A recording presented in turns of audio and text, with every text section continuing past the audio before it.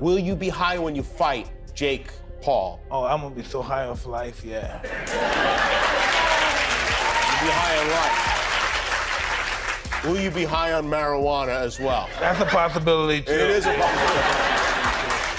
Jake Paul has checked Mike Tyson at a live press conference, giving him a savage warning. The highly anticipated fight between Mike Tyson and Jake Paul has ignited a firestorm of debate, with both fans and analysts questioning whether Tyson is fit to step into the ring. One of the loudest voices in opposition is former UFC star Chael Sonnen, who has urged officials to intervene and cancel the match, citing concerns over Tyson's current health struggles. The controversy around the match intensified when Tyson faced a serious health issue in May, just weeks before the fight was initially set to take place. While on a flight, he suffered a painful flare-up of a stomach ulcer, prompting him to temporarily withdraw and push the bout to a later date. Even after a 5-month postponement, worries about Tyson's health remain a central topic in the news. Sonnen, expressing concern for the ex-champion's well-being, has urged the Texas Department of Licensing and Regulation to step in. You think that he could last a long time with you, go into the later rounds? I'd be surprised if he even makes it out of 2 rounds. You'd be surprised if he makes it out of 2 rounds. Yeah, I just have too much power, too much speed, and with my coaching staff the past year and a half, working with them every single day, I've become literally a new fighter. Revoke Tyson's license and call off the match.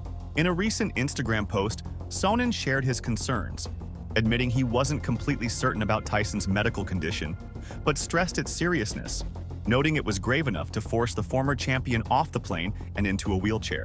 He criticized the TDLR, stating, "There's no statement, no response, not even a second thought from the overseeing commission to reconsider this fight." Sonnen also questioned Tyson's readiness for the fight. Was Mike training after that? Did this give him 5 more months to prepare for Jake Paul? He wondered, suggesting that the health scare might have hindered Tyson's preparation. Sonnen recounted how Tyson admitted to facing mobility challenges after the incident, but reassured fans that he'd bounce back to full strength within a few months. Mike pulled out. Was it a heart attack or a stroke? Something very serious, I can't recall exactly, Sonnen said, underlining his worry. The ex-UFC fighter highlighted that Tyson, given his age, is grappling with the natural decline of his physical capabilities, whereas Jake Paul, still in his athletic prime, continues to sharpen his skills with each fight. Despite lacking all the details, like the fact that his former UFC colleague Mike Perry stepped in for Tyson against Paul, Sonnen still cast doubt on the former champion's performance. He said, "I don't know how Mike would have done that against Paul." With just 2 months remaining until the fight, one thing is clear. The controversy shows no signs of fading. New PR, 500 pounds. I'm the strongest heavyweight in existence. No spot. Let's go, champ. Let's go, champ. This is it. Lightweight. Lightweight. Come on. Ooh. There you go. You got that.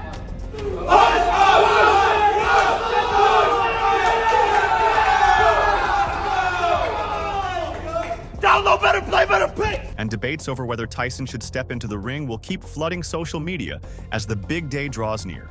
Meanwhile, the anticipation for the forthcoming showdown between Jake Paul and Mike Tyson intensified this week when Paul was spotted hoisting what seemed to be fake weights while donned in a fat suit. This peculiar stunt seems to be a playful jab at Tyson, who previously labeled Paul as fat and funky in a clip that has taken social media by storm. Paul, who boasts about benching 500 lbs, is seen lifting bumper weights that look significantly lighter than his claims suggest. The highly publicized fight is still on track, attracting growing media interest. In a recent appearance on Jimmy Kimmel's show, Tyson was quizzed about his confidence in defeating Paul. The former heavyweight champion candidly replied, "Very badly." The use of a fat suit in the stunt has sparked debate over the extent to which the event is choreographed for entertainment value. Regardless of the theatrics, the fight is anticipated to be a significant live spectacle, with Netflix allegedly playing a role in its broadcast. Fans are buzzing with speculation, pondering whether the fight will culminate in a hilarious performance or a decisive loss for Paul. Tyson, known for his remarkable performances in earlier matches, particularly his exhibition with Roy Jones Jr., continues to be a powerful force in the ring. As anticipation builds, fans are on the edge of their seats, eager to witness the thrilling spectacle that lies ahead. And he's great, like his team, everyone, they're fast, they make dope shit. They're making the best boxing outfits. And for this Tyson fight, we're making the most expensive fight shorts Really? ever. So got some crazy planned, and yeah, we're trying to make a statement. Moreover, Jake Paul is sparring without spending any money.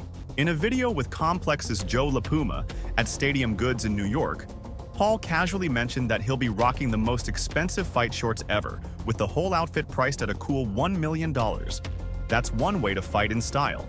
Paul is teaming up once more with the shoe surgeon to craft his look for the eagerly awaited match.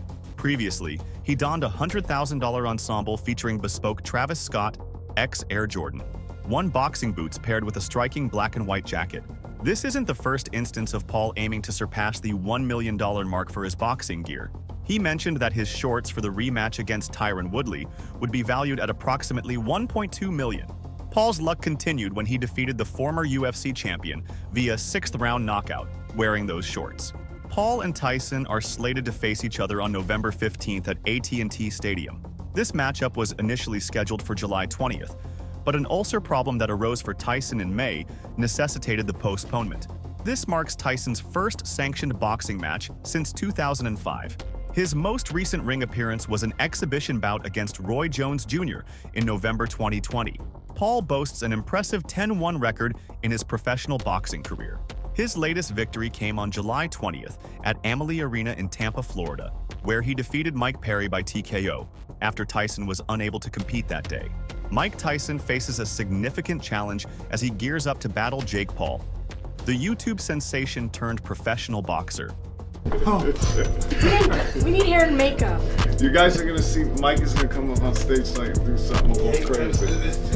No way. Oh, now I'm out there. Oh, Mike.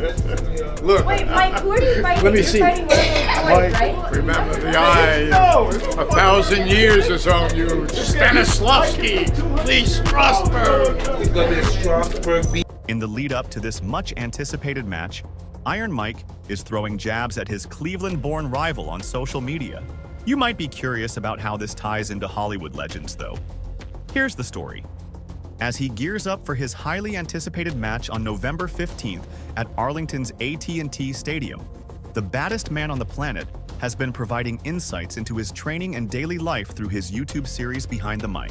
In a recent episode, Mike was spotted enjoying a performance by the legendary magician David Blaine in Las Vegas. While shooting the behind-the-scenes episode, Tyson unexpectedly crossed paths with the iconic Al Pacino and his partner, Noor Alfallah, in the midst of the bustling green room. Noor inquired about Tyson's upcoming fight with the problem child, albeit without recalling Paul's name. Curious, Noor asked Tyson, "Wait, Mike, who are you fighting? You're fighting one of those boys, right?" While Paul is popular, it appears his fame hasn't reached the Hollywood elites quite yet. Regardless, Alfallah reminded Tyson, "You better win." Later, Tyson took the clip of this exchange and shared it on his X account, taking a dig at Paul's popularity. Tyson wrote alongside the clip, "Jake Paul, I think she means you." As fight night approaches, the back-and-forth banter between Tyson and Paul is heating up, setting the stage for what could be a blockbuster debut for Netflix later this year. Interestingly, Mike Tyson himself admitted that he had no idea who Jake Paul was before he agreed to take on the challenge. On September 20th, 2024, the heavyweight graced the It Is What It Is podcast, sharing an unexpected revelation. He had no idea who Jake Paul was. For context, Paul had previously fought on the undercard of the highly publicized exhibition match between Mike Tyson and Roy Jones Jr., where he gained attention by knocking out former NBA player Nate Robinson. Reflecting on their encounter during his exhibition fight back in 2020, Tyson said, "I didn't know who the hell he was." However, now that Tyson has gotten to know the former Disney star, he claimed Paul has improved since he started. However, Paul hasn't improved enough for Tyson, who added, "I started him, and it looks like I'm going to finish him." As the countdown to their cross-generational showdown ticks down to under 2 months, Mike Tyson and Jake Paul remain eager to seize every chance to throw jabs, both in the ring and with their words. The former heavyweight champion has dedicated the past year to intense training for his comeback to the ring. In the run-up to his fight on November 15th, Tyson discussed what an average day in his life is like nowadays. In an interview on Jimmy Kimmel Live on September 23rd, Tyson said, "I'm training extremely hard. I start at 11 a.m. and I might leave the gym at 5 p.m. He acknowledged he takes a small break during the day and varies the kinds of workouts he does throughout the 6-hour span. After I finish doing my boxing, I get a massage for an hour, and then I go right into strength and conditioning, he said. Tyson, a well-known advocate for cannabis, has previously discussed how the plant has influenced his training regimen. However, he disclosed earlier this year that he had decided to abstain from both smoking and drinking to enhance his focus for the upcoming fight. When Kimmel inquired about his current cannabis use, Tyson responded that he has indulged in it, but not lately. Kimmel asked if he planned to be high for the Paul fight. The champ quipped, "I'm going to be so high off life," as the audience cheered. When Kimmel tried to clarify if he'd be high on marijuana, Tyson confessed, "That's a possibility too." Cannabis isn't the sole substance that has contributed to his match preparation. During a recent appearance on the Impulsive podcast with Jake Paul's brother Logan, Tyson revealed that psilocybin mushrooms have significantly enhanced his workouts at the gym. Tyson said, "I have to take them when I train. I always train with my mushrooms. I train on mushrooms because I feel beautiful. It takes me to heaven, baby." Mike Tyson has acknowledged that there's a chance he might be under the influence when he steps into the ring. In his retirement, Iron Mike has gained a reputation for embracing marijuana and other substances, even establishing his own cannabis ranch. That's so ill. I'm 60 years old, he's 27, so I don't know. Yeah, you're older than he is, but you are Mike Tyson and he isn't. Exactly. I started to matter of fact. Thank you. I started Jake Paul off.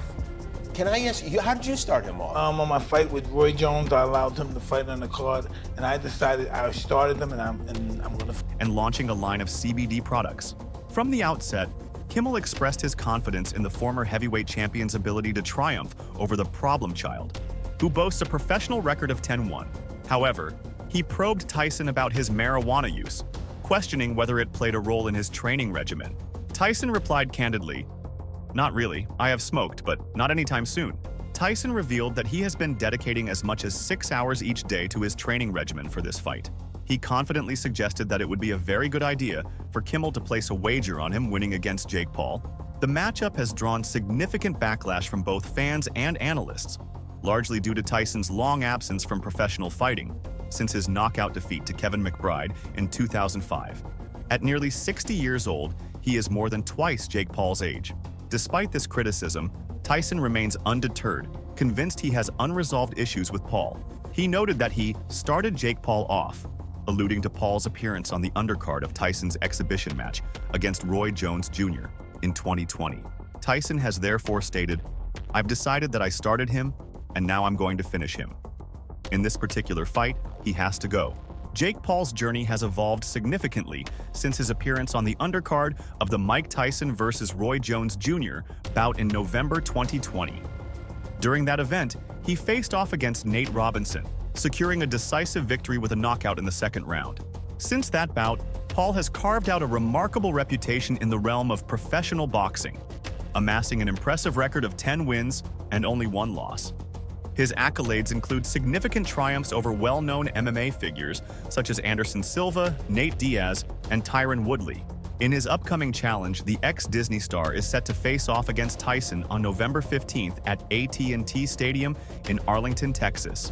The combat sports community has expressed some reluctance to fully support this bout, largely due to Tyson's age and health concerns.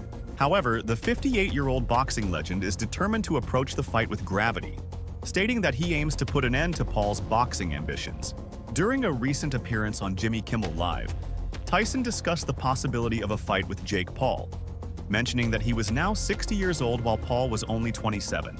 He explained that he had given Paul an opportunity by allowing him to fight on the same card as his bout with Roy Jones, and remarked that since he had started Paul's career, he intended to finish it as well. Paul is a very low-output fighter.